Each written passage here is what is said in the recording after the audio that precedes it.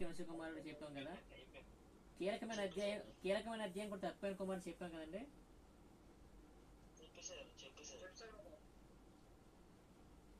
లోకస్వార్త ముఖ్య ఉద్దేశం, లోకస్వార్త 2వ అధ్యాయం 52వ వచనంలో మనం చూస్తున్నాం, యేసు జ్ఞానమందును వయస్సునందును దేవుని దయందును అలాగే మనుష్యుల దయందును ఏం చేస్తున్నారట, వర్ధిల్చుండెను. లోకా గారు ఈ యొక్క ఉద్దేశాన్ని రాయని మనం చూస్తే అసలు మనుష్యుల దయ అవసరత ఏముంది దేవునికి?